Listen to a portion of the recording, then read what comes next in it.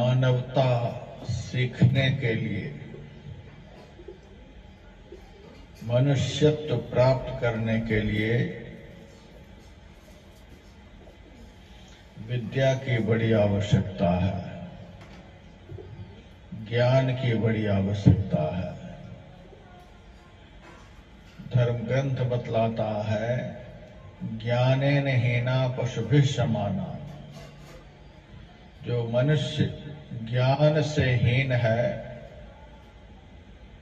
वह आकृति में भले ही मनुष्य जैसा लगता है, लेकिन शास्त्र की दृष्टि में मनुष्य नहीं, पशु के समान है। और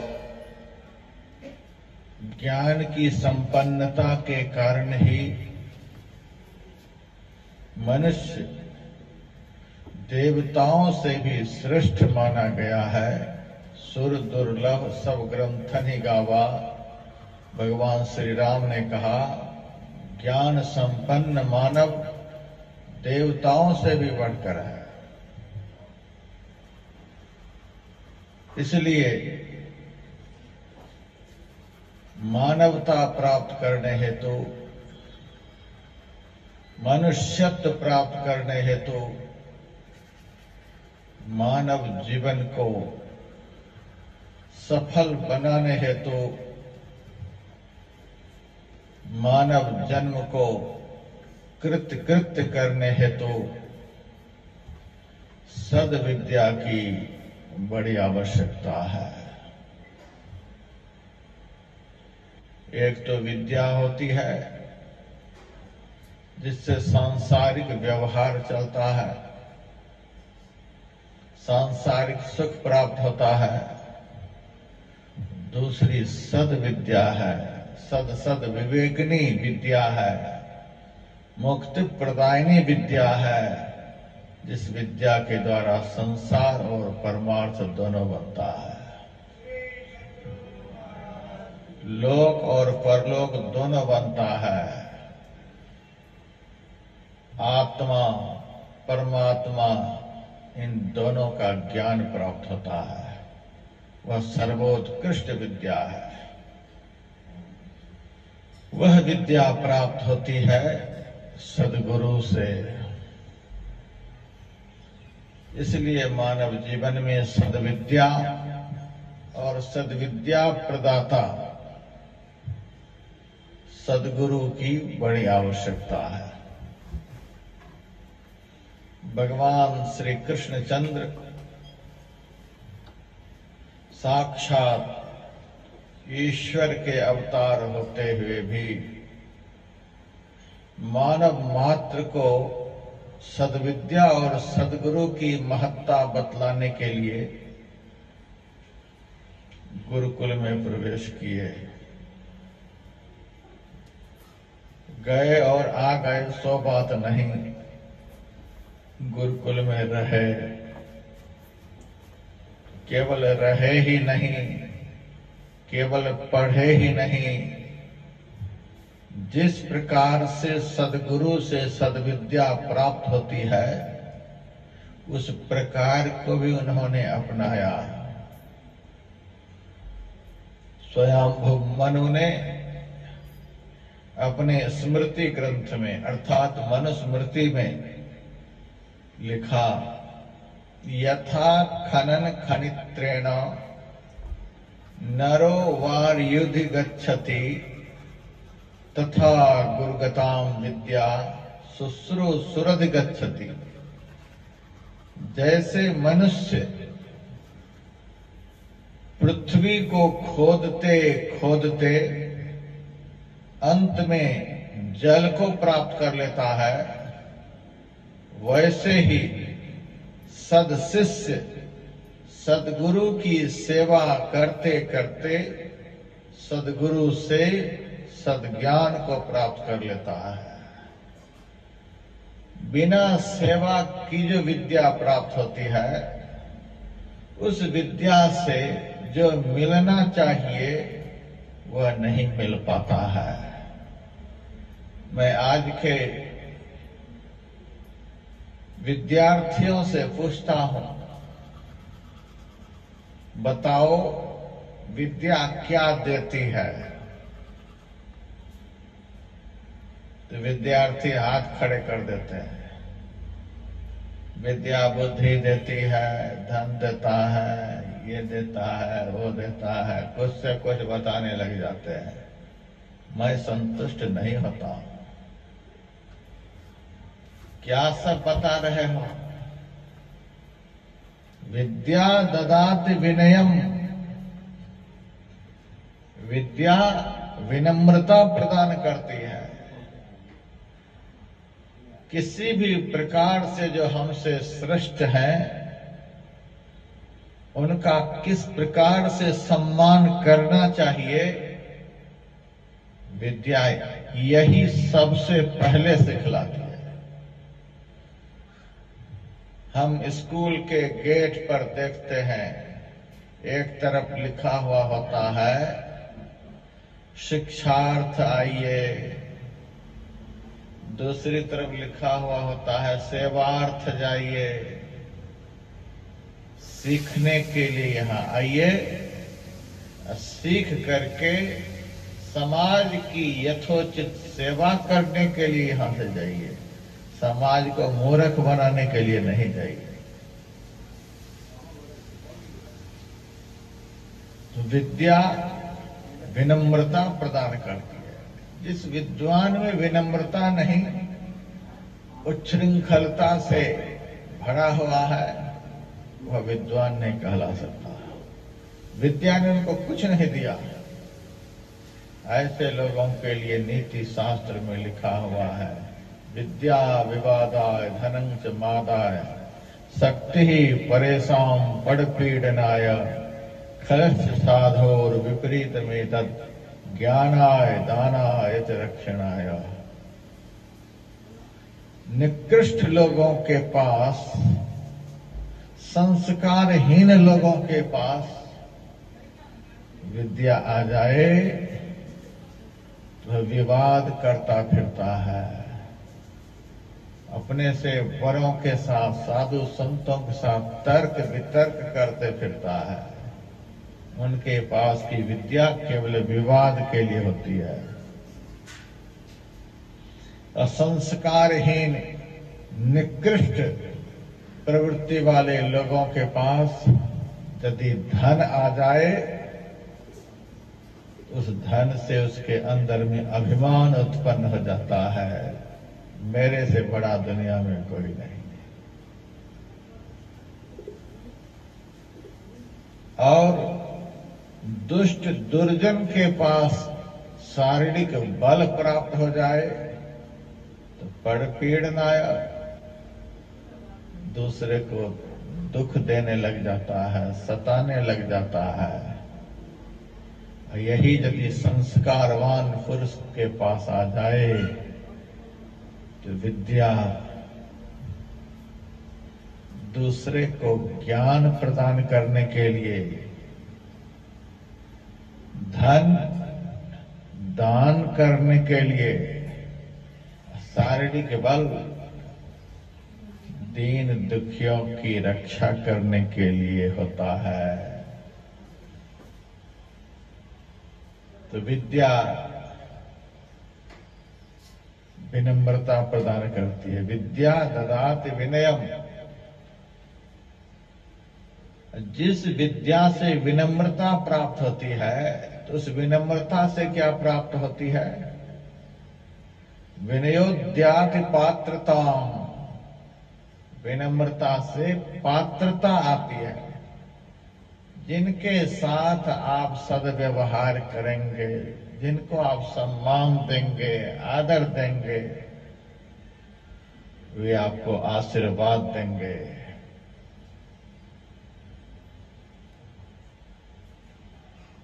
और उस आशीर्वाद से आयु, विद्या, यश और बल, ये चारों प्राप्त होंगे।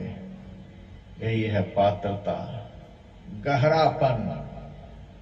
जो कुछ भी कहीं से प्राप्त होगा आपके पास ठहरेगा। The Wandering Hours, from Titan Stellar. Hours drift, minutes orbiting them. की पात्रता जीवन में आ जाए, सबसे ग्रहण करने की प्रवृत्ति, जहां जाए वहीं से हमको सीख करके आए।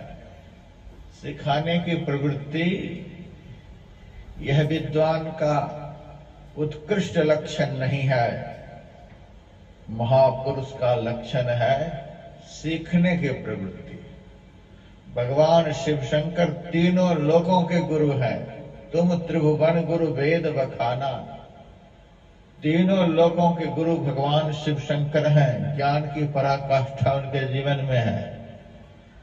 लेकिन माथे पर देखिए द्वितीया का चंद्र है। वे चाहते तो पूर्णिमा के चंद्र को भी माथे पर रख सकते थे, ये द्वितीया के चंद्र को क्यों रखे हुए हैं? द्वितीया का चंद्र अल्प प्रकाश वाला होता है। देखिए उसकी आकृति कैसी होती है, गहरी होती है, इस तरह से होती है, लगता है उसमें कुछ भर सकता है। और वह चंद्र धीरे धीरे बढ़ता है। भगवान ने दिखलाया द्वितीय चंद्र मैं अपने मस्तक पर इसीलिए धारण करता हूं कि मेरे अंदर में ज्ञान की परिपूर्णता का अभिमान नहीं है। मैं बहुत थोड़ा हूं, मैं बहुत थोड़ा हूं, मैं बहुत बड़ा ज्ञानी नहीं। इसीलिए जो भी हमको ज्ञान देना चाहे हम उनके ज्ञान को ग्रहण करने के लिए तैयार है। एक बार त्रेता युग माही शंभु गए कुंभज ऋषि पाही। एक बार त्रेता युग में भगवान शिव शंकर अगस्त मुनि के आश्रम पर गए और उनसे कहा महाराज भगवान की कथा आप सुनाओ। सबको सुनाने वाले आज संत के पास सुनने के लिए गए हैं। इतनी पात्रता भगवान शिव शंकर में है। काकभूषण जी महाराज के यहाँ हंस का रूप धारण करके सुनने के लिए गए हैं। पात्रता इसी का नाम है कि कितना भी हमारे पास हो तो भी यदि कहीं से मिल रहा है उसे ग्रहण करो। अपने से श्रेष्ठ जनों के पास से ज्ञान मिले उसे ग्रहण कर दो। कभी ज्ञान की परिपूर्णता का अभिमान नहीं दिखलाना। सदैव ज्ञान ग्रहण के योग्य होता है। जब तक जीवन हो ज्ञान को ग्रहण करते रहना, यही है पात्रता। विद्या ददाति विनयम विनयोद्याति पात्रता। ऐसा जीवन यदि आपका हो जाएगा कि सबसे ज्ञान ग्रहण करने में लगे रहेंगे, पात्रत्वात् धनमाप्नोति। लौकिक पारलौकिक वैभव आपको स्वतः प्राप्त होने लग जाएंगे। और इस क्रमबद्धता से जब जीवन में धन आता है, वैभव आता है, ऐश्वर्य आता है, तो उसी ऐश्वर्य से उसी वैभव से धर्म होता है। धना धर्म, अच्छा कर्म होता है। जैसे तैसे आप धन को जमा कर लीजिए, वह धन जैसे तैसे में खर्च हो जाएगा, सत्कर्म में खर्च हो नहीं सकता है।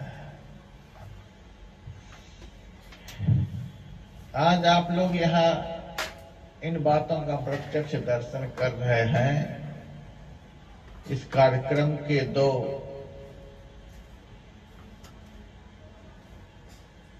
दानशील धर्मशील व्यक्ति हैं, एक मातृवर्ग में, एक पुरुष वर्ग में। सारा समाज जानता है कि ये दोनों नौकरी करते थे। सारा समाज यह भी जानता है कि इन्होंने कभी भी एक पैसे जैसे तैसे ढंग से नहीं संग्रह किया है। जो भी इनके पास संग्रह है सच्चाई और ईमानदारी की कमाई से संग्रह है। ईमानदारी से इन्होंने सारे जीवन नौकरी की और उसी से संग्रह हुआ। और उसी संग्रह का परिणाम देखिए। एक बार पहले भी इनके घर हम सत्संग किए और इनका बड़ा मन में था कि एक बार महाराज और हो जाता। आप लोग देख रहे हैं इनके हाथ से जीवन में इधर उधर के खर्च नहीं होते हैं। जब भी कोई सत्संग कार्यक्रम होता है, जब भी कहीं संस्था का निर्माण कार्य होता है, उसी में इनका धन लगता है। क्योंकि सच्चाई और ईमानदारी की कमाई अर्थात एक नंबर की कमाई दुनिया के एक नंबर के काम में खर्च होते हैं। धनाधर्मः, जिस धन से धर्म हो समझ लेना वह सच्चा धन है, वह पवित्र धन है। और पवित्र विद्या की श्रृंखला से आगे बढ़ता हुआ आदमी इस प्रकार का कर्म कर सकता है। इस स्थान पर ऐसे ऐसे बहुत लोग हैं, ऐसे लोगों का समुदाय यहाँ पर बैठा हुआ है। हमारे बदायूं से ही सत्संगी गण आए हुए हैं, उत्तर प्रदेश में। वहां से भी बड़ा आग्रह हो रहा है। अकेले जैसे यहाँ अकेले भागवत, वैसे ही अकेले राम कथा महाराज। पहले भी भागवत कराए, सारे खर्च अकेले। 10 लाख तो जरूर पहुंच गए होंगे। उसी हिसाब किताब में आगे भी जाना है। अकेले, किसी से चंदा नहीं, किसी से मांगना नहीं, किसी से कुछ नहीं। जो आए कथा सुन करके आनंद ले। भागवत के लिए, शिव पुराण के संत सदगुरु की शरण में जो विद्या प्राप्त होती है, उसी विद्या से विनम्रता आती है। कॉलेज की विद्या का ये फल नहीं है, स्कूल की विद्या का यह फल नहीं है, यूनिवर्सिटी की विद्या का फल नहीं है, संसार के विषयी विद्वानों की विद्या का यह फल नहीं है। ये तो पहुंचे हुए संत सदगुरु की शरण से जो विद्या प्राप्त हुई है, उस विद्या का फल है कि धन सत्कर्म में आज खर्च हो रहा है। विद्या ददात विनयम विनयोद्याति पात्रताम अपात्रत्वात् धनमाप्नोति धनात् धर्मः ततः सुखम। धन से धर्म होगा। जिनके धन से धर्म हो, इस तरह के कर्म हो, समझ लेना सदगुरु की कृपा से जो विद्या प्राप्त हुई है, उसी विद्या के परिणाम स्वरूप इस तरह का सत्कर्म इसके द्वारा हो रहा है। और इस तरह के धर्म से ही सुख प्राप्त होता है। धनात् धर्मः ततः सुखम। जिस धर्म से मन को सुख मिले, मन को शांति मिले, मन को आनंद प्राप्त हो, यथार्थ में मैं उसी को धर्म कहता हूं। तीर्थ चले गए, 5 लाख खर्च करके चले आए, भीतर भीतर घुट रहे, हाँ इतने खर्च हो गए, मिला तो कुछ भी नहीं। जिस दान से, जिस त्याग से, जिस खर्च से बाद में मन में घुटन हो, सुख शांति नहीं मिले, समझ लेना सांसारिक विद्या के फलस्वरूप ऐसे निकृष्ट दान हुए और निकृष्ट दान का फल मन की अशांति हुई। यथार्थ में धर्म उसी कर्म का नाम है जिसके करने से कर्ता को सुख और आनंद का अनुभव हो। हम रोज रोज देख रहे हैं। पहला दिन मैंने देखा बलराज विदुषी को, दूसरे दिन देखा, तीसरे दिन देखा, चौथे दिन देखा, आज भी देख रहा हूँ। रोज रोज इनका अंदर का सुख आनंद बढ़ता जा रहा है। बहुत अच्छा काम, मेरे द्वारा बड़ा अच्छा काम हुआ, बड़ा अच्छा काम हुआ, बड़ा अच्छा, मन में संतोष हो रहा है कि बड़ा अच्छा काम। इस अच्छा काम से बहुतों को सुख मिल रहा है, बहुतों को आनंद मिल रहा है। हम तो देखते हैं सरकार की तरफ से समाज को सांस्कृतिक कार्य के लिए लाखों लाख रुपए दिए जाते हैं, 20-20 लाख रुपए खर्च हो जाते हैं सरकार के कोष से, और एक ही दिन में वो पैसे स्वाहा हो जाते हैं। खूब नाच गान हो जाता है, खूब संगीत हो जाता है, उसके बाद उससे एक भी आदमी को सही रास्ता नहीं मिलता है। खर्च तो बहुत हो गए, सरकार के फंड से लाखों स्वाहा हो गए, लेकिन समाज के एक व्यक्ति को कोई ज्ञान नाम की चीज नहीं हुई। सरकार के धन समाज का धन है, वह धन ऐसे ही नष्ट हो गया। लेकिन इस तरह का कर्म जब धन के द्वारा होता है तो खर्च करने वाले को भी सुख मिलता है, इस कार्यक्रम में भाग लेने वाले को भी सुख मिलता है, इससे आत्म तृप्ति प्राप्त होती है। तो इस तरह का ज्ञान और इस तरह से ज्ञान के विकास के द्वारा सत्कर्म सद्गुरु के द्वारा ही संभव है। इसीलिए भगवान श्री कृष्णचंद्र विद्या प्राप्त करने के लिए किसी स्कूल में नहीं गए, किसी कॉलेज में नहीं गए, पहुंचे ही वे सद्गुरु सांदीपनी मुनि के यहाँ गए। और विद्यार्थी के लिए जो लक्षण बतलाया गया, काक चेष्टा वको ध्यान मुस्वान निद्रा तथैव च अल्पहारी गृह त्यागी विद्यार्थी पंच लक्षण। विद्यार्थी के सब लक्षण हैं। गृह त्यागी मथुरा को त्याग करके भगवान उज्जैन गए। जब तक विद्यार्थी में ये सब लक्षण नहीं आएंगे तब तक वे विद्यार्थी विद्या ग्रहण नहीं कर सकते। काक चेष्टा वको ध्यानम स्वान निद्रा तथैव च अल्पहारी गृह त्यागी, ये सब विद्यार्थी के लक्षण हैं।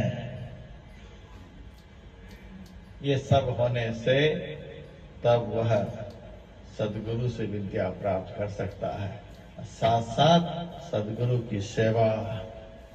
आजकल कॉलेज में जाते हैं, विद्यालय में जाते हैं, पढ़कर चले आते हैं, सेवा नहीं कर पाते। न टीचर को सेवा करवाने की फुर्सत है, न छात्र को सेवा करने की फुर्सत है। यदि टीचर किसी विद्यार्थी से कह दे कि बेटे पैर दुख रहा है, थोड़ा सा पैर दबा दो, टीचर के पैर दबाते हुए पेरेंट्स देख ले, विद्यार्थी के माँ बाप देख ले, तुरंत कोर्ट में चले जाएंगे, एफआईआर दर्ज कराएंगे। ये टीचर देखो, ये गुरुजी हमारे बच्चे से पैर दबाते हैं। आजकल अभिभावक ही बच्चे के संस्कार को नाश करने में लगे हुए हैं। आधे आधे फुट के मोबाइल पकड़ा देते हैं।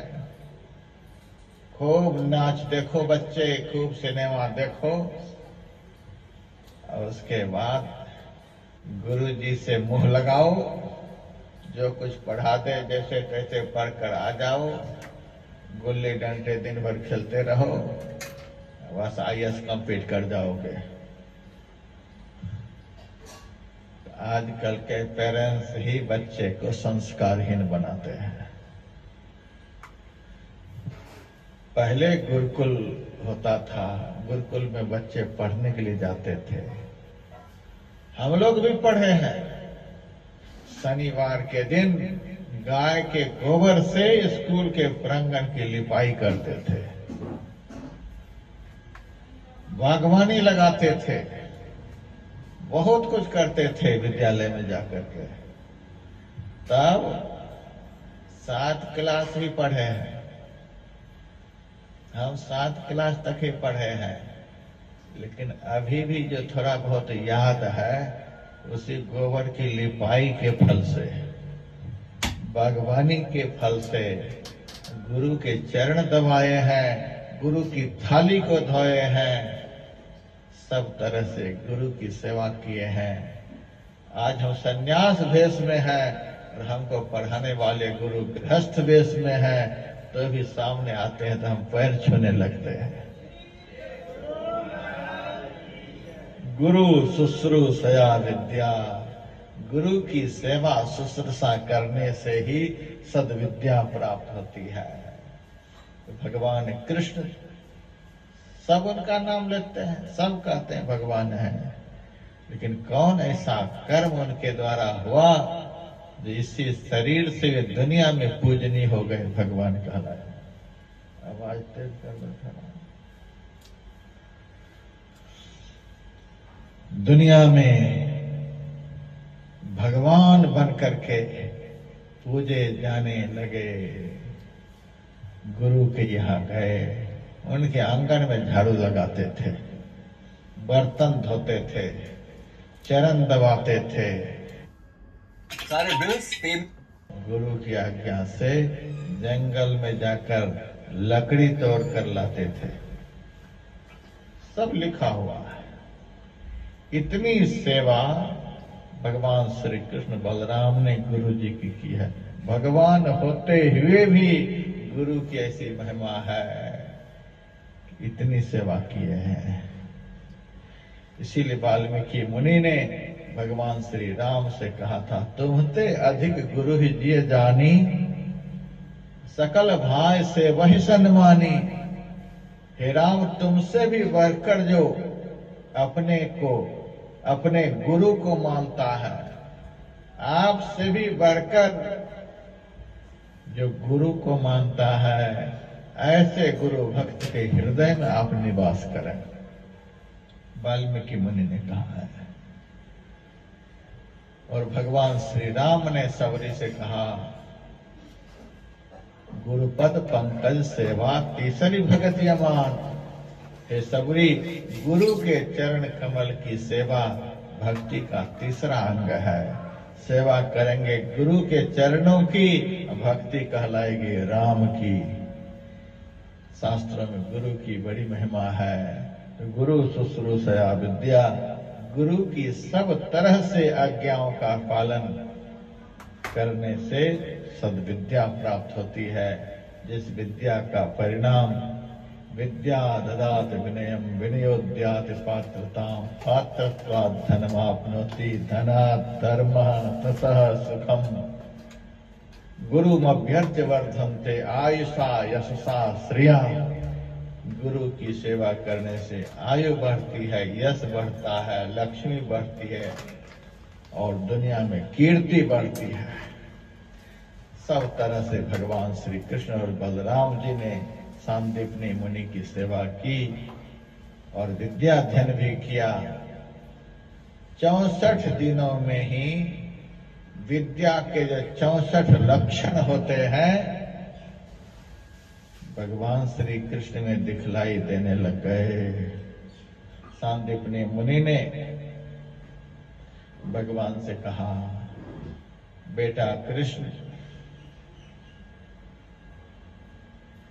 अब तुम्हें गुरुकुल में रहने की कोई आवश्यकता नहीं। विद्या के सारे लक्षण तुम्हें प्राप्त हो गए, तुम्हारे अंदर दिखलाई देने लग गए।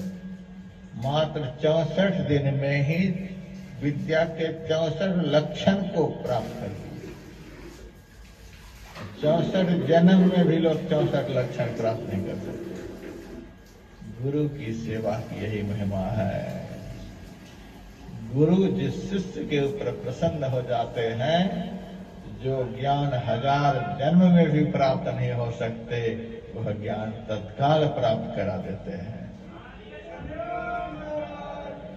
समग्र विद्याओं में बेटा तो निष्णात हो गया, अब यहां से जा, समाज को इस विद्या से संस्कारित बनाओ। माता पिता की सेवा करो, गुरुजनों की सेवा करो, समाज की सेवा करो, विश्व की सेवा करो। इस विद्या को प्राप्त करके सामाजिक सेवा कार्य में लग जाओ। गुरु जी ने यह नहीं कहा मेरे पास ही रह जाओ, मेरा ही कमंडल ढोते रहो। नहीं नहीं, सच्चे गुरु जो होते हैं अपने शिष्य के द्वारा सामाजिक विकास का कार्य करवाते हैं। हमारी उम्र 22 साल की थी। 15 साल की उम्र में ही साधु जीवन में आ गए थे। 22 साल के जब हो गए तब एक बार हमारे गुरुजी अपने कमरे में हमको बुलाए और आदेश दिया कि तुम यहां से जाओ उत्तराखंड। अब बन गया है उत्तराखंड, नहीं तो पहले तो उत्तर प्रदेश ही था। हरिद्वार जाओ, वहां जाकर के ध्यान भी करना, विद्या अध्ययन भी करना, और मैंने जो ज्ञान दिया है उस ज्ञान का प्रचार प्रसार भी करना।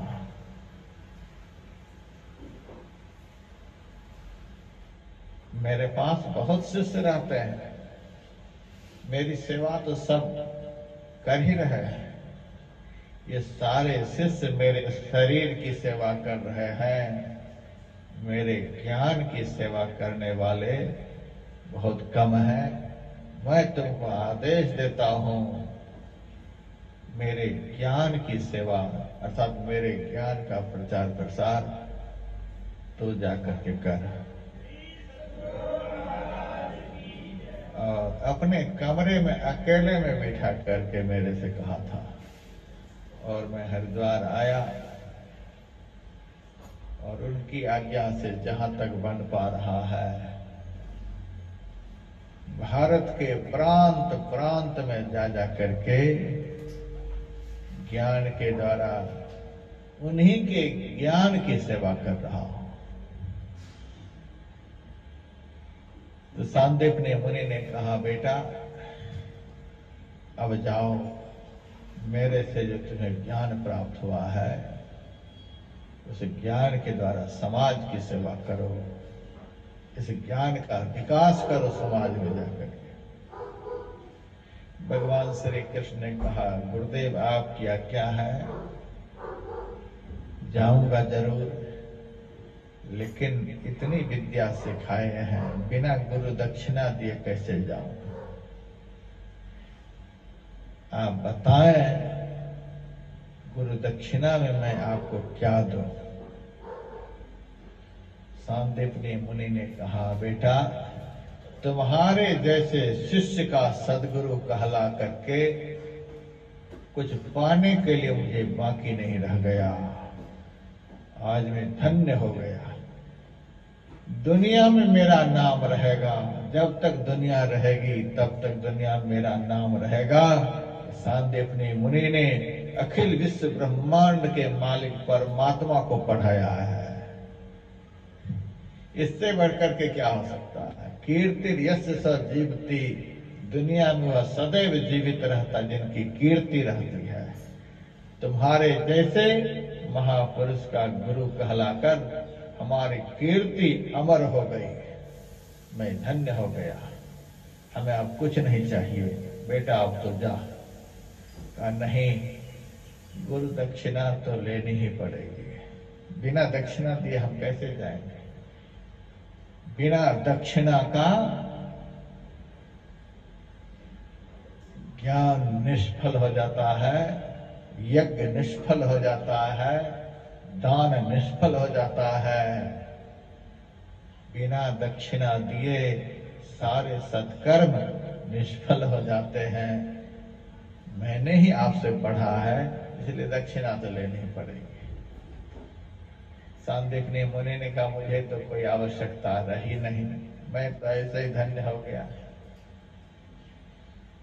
फिर भी बड़े आग्रह कर रहे हो तो मैं अपनी धर्म पत्नी से पूछ लेता हूं, उनके मन में कुछ हो तो मैं बताऊंगा। सांदीपनी मुनि अपनी पत्नी के पास गए। श्री कृष्ण अब जा रहे हैं, वे दक्षिणा में कुछ देना चाहते हैं। मेरे मन में तो कुछ है नहीं, मैं तो उनके दर्शन से ही धन्य हो गया। तुम्हारे मन में कुछ हो तो बताओ। अब माई को क्या चाहिए? माई का मोक्ष तो बेटा है, बेटा मिल जाए इनको सब कुछ मिल गया, अब आगे जो भी मिले। माई कहती है श्री कृष्ण तो परमात्मा है, यह मुझे भी पता है, जो दुनिया में कोई नहीं कर सकते सो श्री कृष्ण कर सकते हैं। और वे दक्षिणा में देना चाहते हैं, तो उनसे आप कहिए कि 12 साल पहले मेरा बेटा समुद्र में डूबकर मर गया था, मेरे मरे हुए बेटा को ला करके दे दे। गुरुजी तो सिर पीट लिए, हाय हाय, साक्षात भगवान जिनको देने के लिए आज प्रसन्न है, उनसे ज्ञान मांग लेती, जिस ज्ञान से मोक्ष प्राप्त होता है, वैराग्य मांग लेती, भक्ति मांग लेती, अखंड सुख मोक्ष मांग लेती, और बेटा मांग रही है। चलो कोई बात नहीं, भगवान के पास जाकर गुरुजी ने कहा हमारी पत्नी के अंदर बेटे की कामना है, 12 साल पहले, वो भी तरोताजा बेटा नहीं,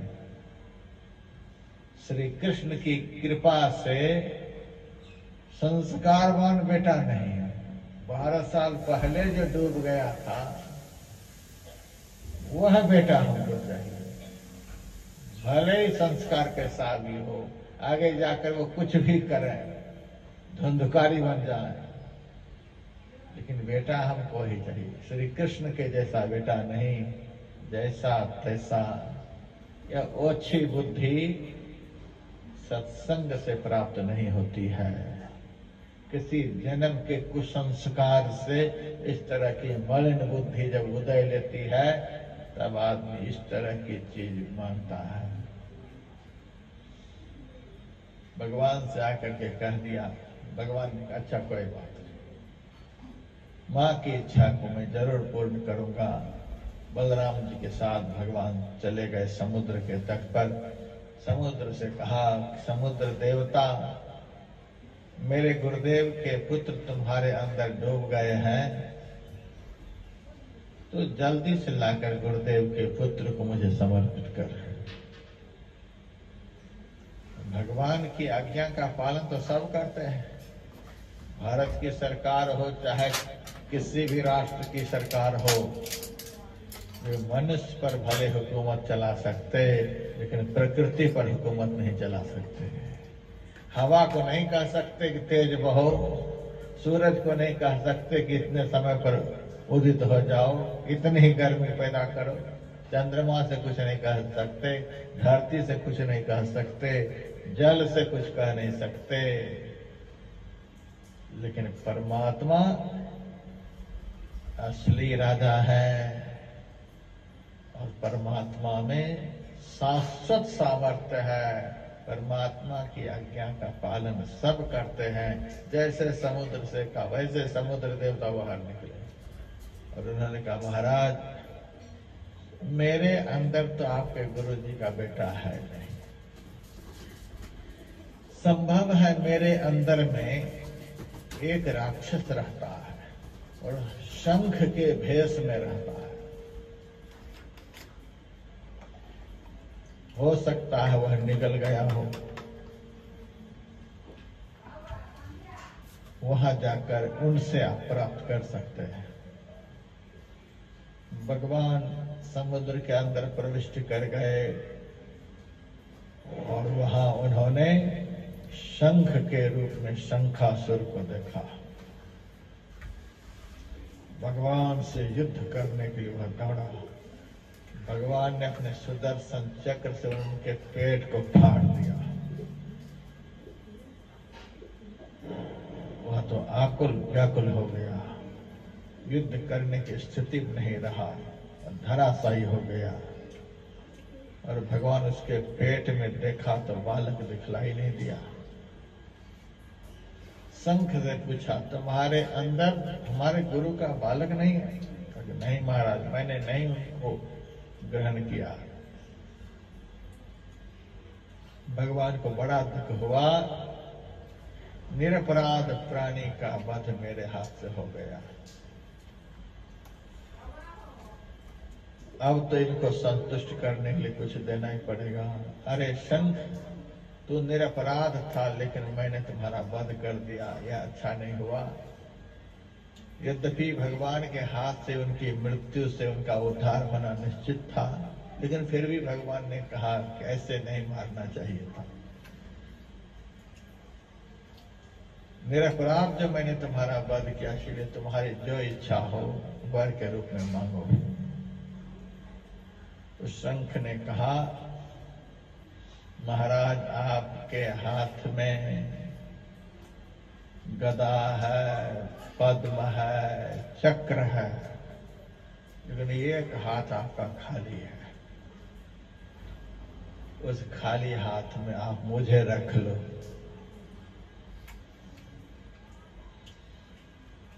और सुनो महाराज, इतने से ही हमको संतोष नहीं होगा।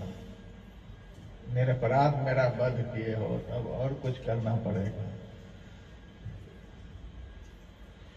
जिस होठ से, जिस मुंह से कभी, उसी होठ से मुझे भी बजाओगे। उसके बाद मेरी पवित्रता सदैव बनी रहे। मुझे बजाओगे, मेरा मुंह तो धोओगे, लेकिन तू अपना मुंह नहीं धोओगे। जितने भी शंख बजाने वाले होते हैं, शंख क्या एक तरह से हड्डी है।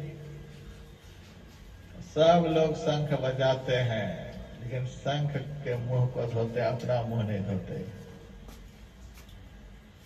हमारी पवित्रता ऐसी हो कि लोग हाथ में रखे, मुंह से बजाए, लेकिन उनका हाथ मुंह कभी अपवित्र नहीं हो।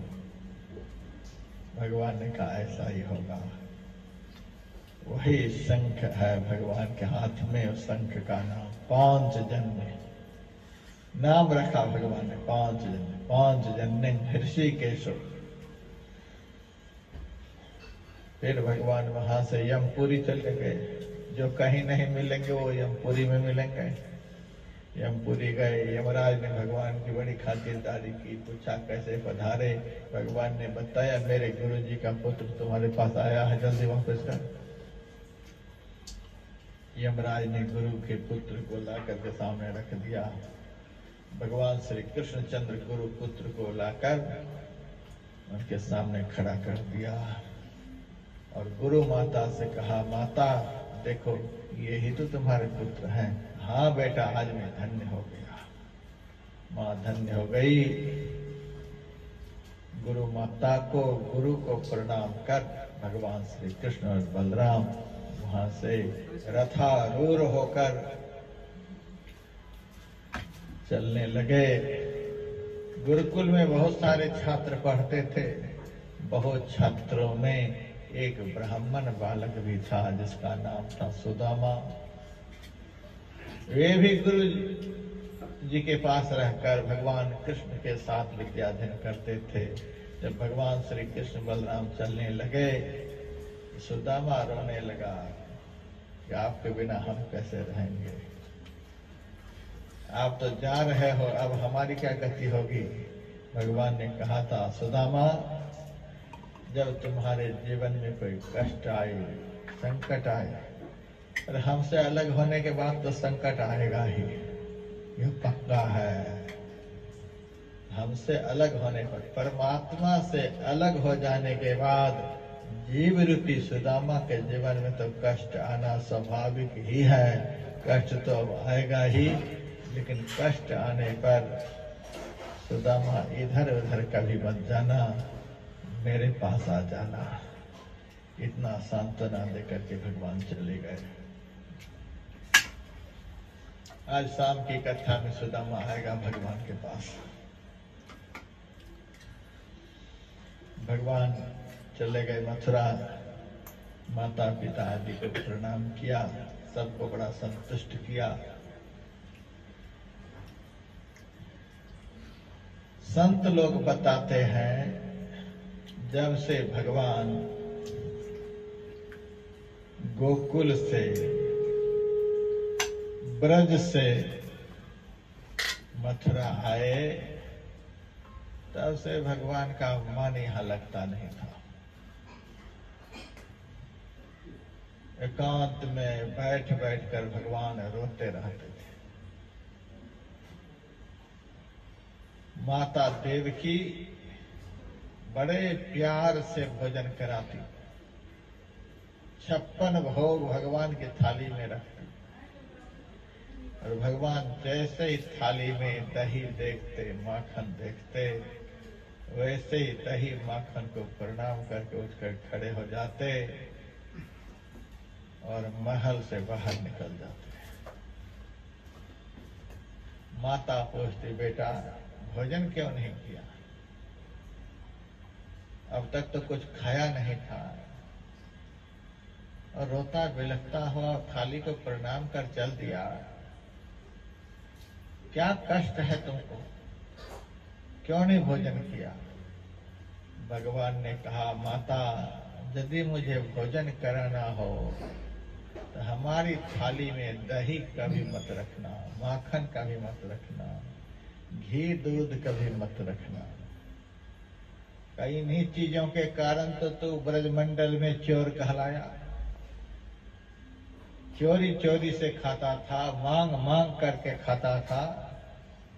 आज मैं जब थाली में रखती हूं तो तुमको इतना दुख क्यों होता है?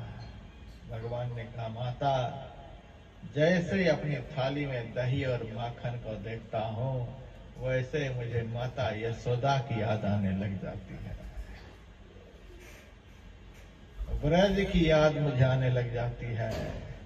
जब माँ यशोदा की याद आती है तब हमें कुछ अच्छा नहीं लगता, तब तो केवल रोना ही अच्छा लगता है। उस माँ ने इतना प्यार दिया, इतना स्नेह दिया, उस माँ ने इतना दिल से माखन तैयार कर करके हमको खिलाया कि आज उस माखन को देखते ही यशोदा की गोद में जाने की इच्छा हो जाती है। हमें कुछ अच्छा नहीं लगता है, इसीलिए हमारी थाली में कभी माखन मत देना। इतना भगवान को अपने भक्तों से प्रेम होता है। कितना खिलाई होगी यशोदा, लेकिन भगवान कैसे कृतज्ञ संसार में कोई नहीं हो सकते। हमारा तो भगवान ने कितना किया है, तो भी हम लोग भगवान को भूले बैठे हैं। और हम एक बार भी यदि उनके लिए कुछ करते हैं तो भगवान आजीवन नहीं भूलते हैं। एक बार अजामिल ने नाम ले लिया, इतने कृतज्ञ कि अजामिल का उद्धार कर दिया।